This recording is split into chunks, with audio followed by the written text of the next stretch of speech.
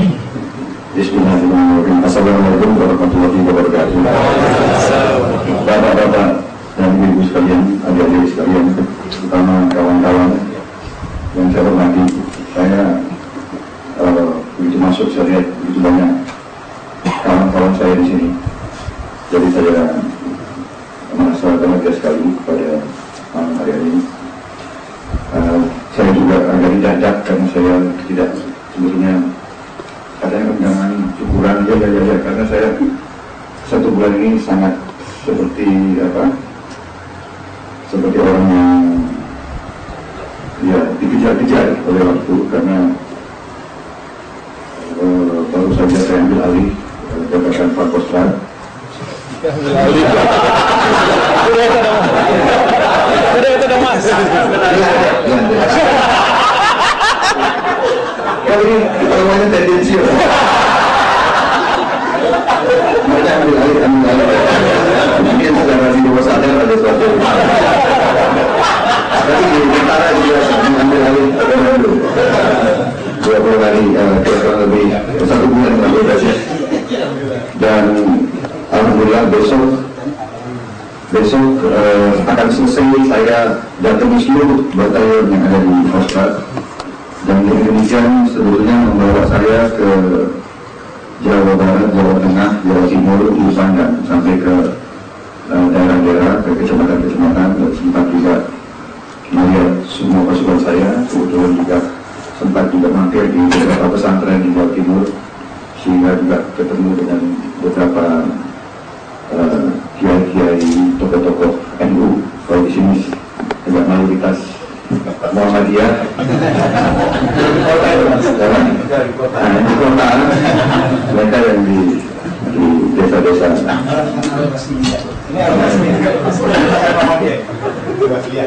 Saya tidak banyak akan bicara, tetapi saya berterima kasih sekali atas penghormatan yang diberikan kepada diri saya, dan saya juga kepada Pak Mufti, saya kira juga kepada Edi Budianto dan Pak Aditya Warman.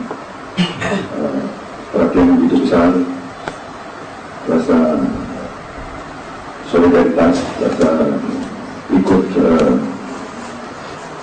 bersyukur. Tapi saya juga ingin sampaikan kepada hadirin sekalian, kita mohon bersyukur atas segala nikmat dari Tuhan Yang Maha Besar, dari Allah Subhanahu Wa Taala. Namun saya ingin secara jujur menyampaikan, memang waktu saya masih agak muda gitu, beberapa tahun lalu, menggebu-gebu sebagai seorang prajurit, saya kira wajar setiap manusia dalam suatu karya. Saya sangat menggebu-gebu, saya sangat idealis waktu itu, ingin menjadi seorang perwira, pemimpin militer yang baik untuk bangsa dan negara. Jadi memang menggebu-gebu berbuat dan memang mempunyai sasaran, mengejar, ingin menjadi panglima, ingin menjadi panglima tentara, ingin menjadi jenderal. Saya kira cita-cita saya dari sejak muda. Saya kira para kapten, para mayor, para letnan punya cita-cita yang seperti itu. Tetapi semakin tinggi saya naik, semakin saya mengalami perjalanan hidup sebagai perwira dan pemimpin tentara, semakin saya merasakan bahwa pemimpin itu berat. Setiap saya menjabat komandan, terutama mulai komandan batalion, kita di tentara ada suatu tradisi, kita menerima bendera. Menerima bendera itu, kalau batalion namanya tunggul, kalau brigade namanya cuaca, kalau komando utama seperti Kodam atau Kopassus atau Kostrad itu namanya Pataka. Kemudian, dan itu memang secara fisik berat, tetapi ada sesuatu lain yang berat. Begitu kita terima bendera, itu tandanya dalam tradisi militer, itu tandanya pada saat itu, detik itu Anda sudah memegang memikul seluruh tanggung jawab di kesatuan itu. Jadi di satu pihak kita bangga pada kepercayaan yang diberikan atas wewenang dan kekuasaan yang kita diberikan, tapi di lain pihak kita merasakan benar masalah tanggung jawab. Dan semakin naik semakin berat saya rasakan. Dan kita punya suatu falsafah di militer antara suatu adagium, suatu hukum tidak tertulis yang bunyinya adalah seorang komandan bertanggung jawab atas segala yang dibuat oleh anak buahnya dan atas segala yang tidak dibuat oleh anak buahnya.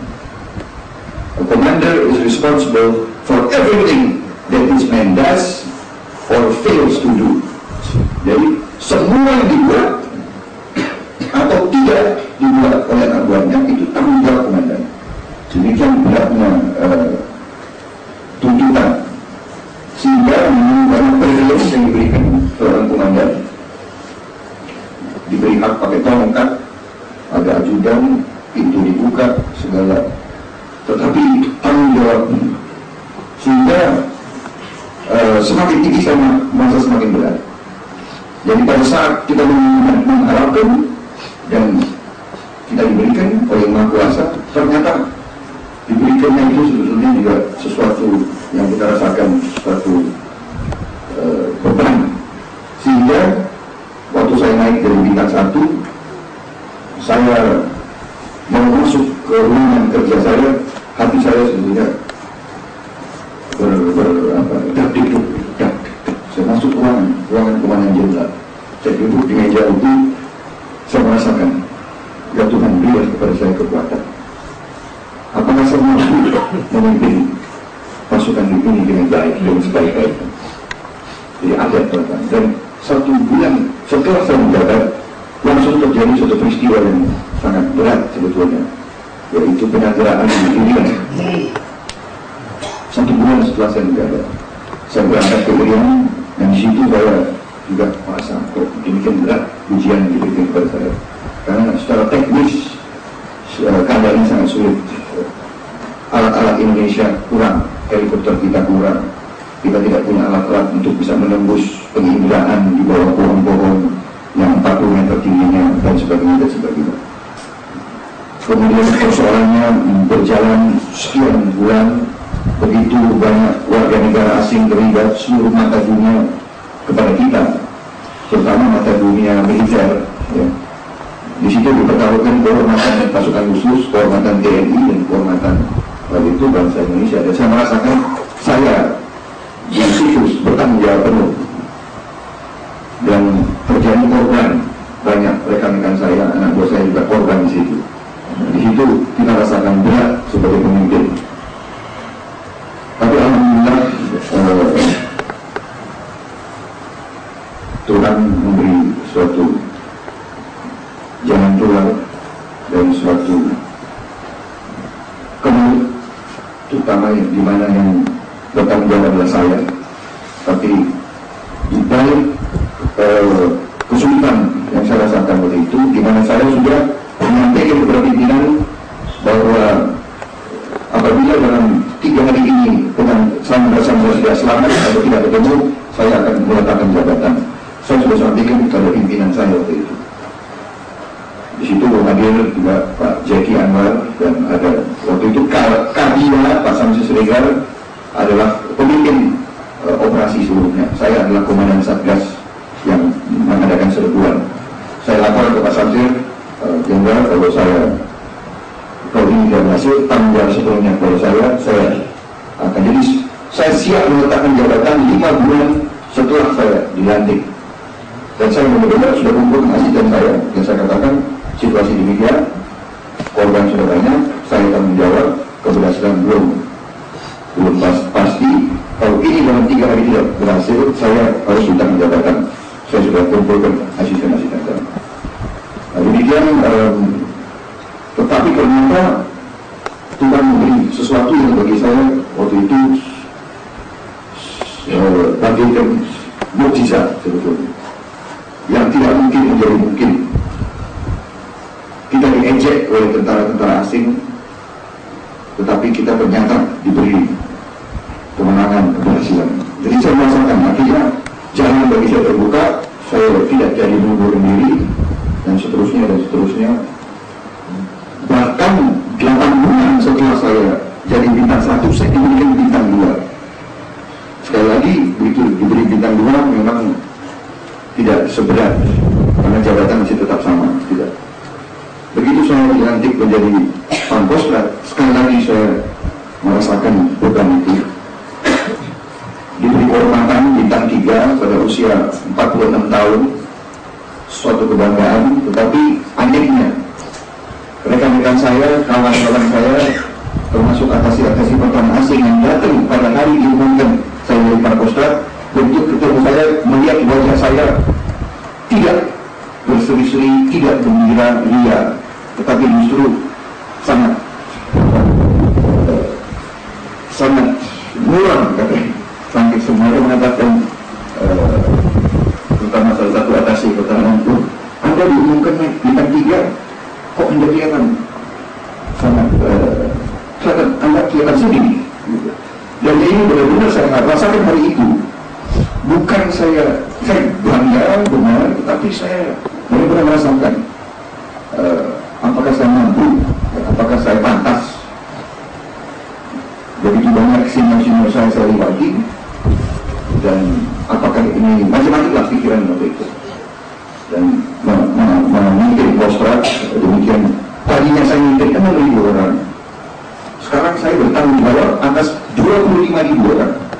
Jadi karena ada beliau itu membuat saya merasakan bagaimana. Saya pikir saya habis ngurus THR-nya Kopassus Lebaran. Sekarang saya sudah berpikir bagaimana THR-nya Pangkostrat 25.000 pasukan. Bagaimana rumahnya, bagaimana sekolahnya anak-anak itu, lalu bagaimana itu. Jadi tidak ada sesuatu, saya tidak merasa waktu itu perlu untuk berpesta ria dan sebagainya. Saya benar-benar merasakan tanggung jawab. Terus lagi saya rasakan memang situasi bangsa kita dalam kondisi krisis moneter yang begitu berat, kondisi ekonomi kita dan sebagainya. Jadi itu saya jelaskan sedikit sikap mental saya, attitude saya, di mana saya berterima kasih dan diingatkan memang kita bersyukur. Tetapi ketahuilah bahwa kalau besok umpamanya besok ini saya tidak menjabat Pangkostrat, mungkin justru muka saya akan berseri-seri. Sepertinya beban akan dilepas. Namun kembali lagi saya bicara kepada diri saya, Anda seorang putra bangsa, Anda seorang patriot, Anda tidak boleh takut, Anda tidak boleh pengecut. Ya. Apa yang terjadi, terjadilah, hadapilah sebagai seorang kesatria, tanggung jawabmu, dan laksanakan tanggung jawabmu dengan sebaik-baiknya. Walaupun kadang-kadang keputusan-keputusan yang kita ambil berisiko yang membawa dampak bisa positif dan bisa negatif.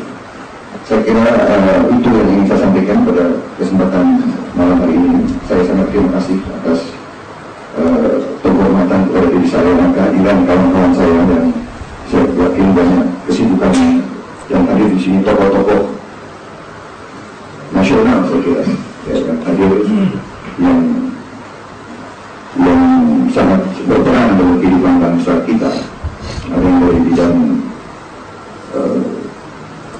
politik, bidang ekonomi, bidang akademis, bidang swasta, wira swasta, ada dari bermacam-macam bidang. Dari saya kira ini pun juga dirasakan oleh rekan-rekan saya, Pak Mukdi dan yang lain-lain tadi yang saya katakan.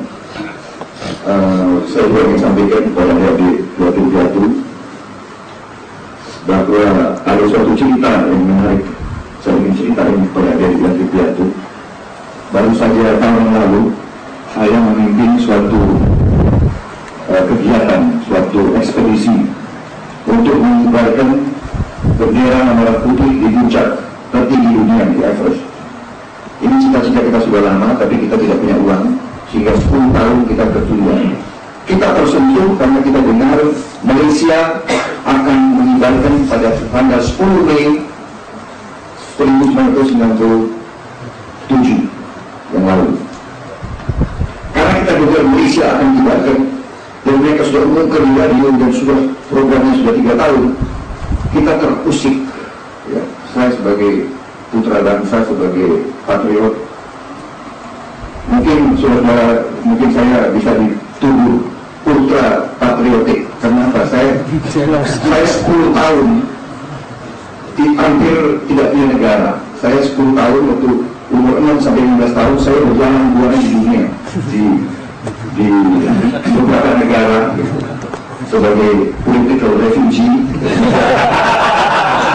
Jadi, dan saya sekolah di tengah-tengah orang politik yang selalu mengejek melihat orang lain punya tidak punya. Jadi saya jangan masalah. Jadi saya kembali kepada cerita bahwa tahun 97 itu kita dengar Malaysia akan kibarkan bendera mereka, dan saya kumpulkan perwira-perwira saya tanyakan, apakah rela kita 200 juta bangsa Indonesia kita ketinggalan dengan Malaysia? Tidak, Pak. Bagaimana? Kita mampu atau tidak? Mampu, Pak. Benar? Oke. Kalau Anda merasa mampu, marilah kita berbuat. Ya. Sebetulnya apa? Dan saya diejek waktu ini juga oleh beberapa orang. Ini adalah kegiatan emosional Prabowo. Tapi saya waktu itu merasa, ya, merah putih adalah lambang bangsa. Memang merah putih hanya kertas, hanya kain, ya. Tapi itu lambang bangsa kita. Dan Mahathir Muhammad juga merasakan, dan dia mengatakan semua bangsa-bangsa yang maju di dunia telah membuktikan ketangguhan warga negaranya dengan mengibarkan bendera mereka di puncak Everest. Dari 100 yang mulai naik, hanya 10 yang sampai. Dari 10 yang sampai, hanya 6 yang kembali. Jadi itulah persentase daripada keberhasilan. Di sekitar puncak Everest itu, makanya Everest dinamakan kuburan tertinggi di dunia, karena di puncak Everest begitu banyak jenazah-jenazah, mayat-mayat di situ, dan dalam keadaan utuh karena suhunya. Jadi anak-anak kita yang kita siapkan hanya dengan 4-5 bulan persiapan, sebab semuanya tidak pernah lihat salju. Yes. Bagaimana lihat salju? Pertama kali ke luar negeri. Yes. Yang saya ingin cerita adalah bahwa untuk menghadapi situasi yang begitu berat, akhirnya saya berpikir tidak ada jalan lain, kita harus didukung oleh doa. Ya. Dan itulah saya minta tolong kawan-kawan saya yang lebih agamanya lebih baik itu dari saya, Pak Hampi Nurkama atau macam itu, dan beliau kepalanya sudah hitam.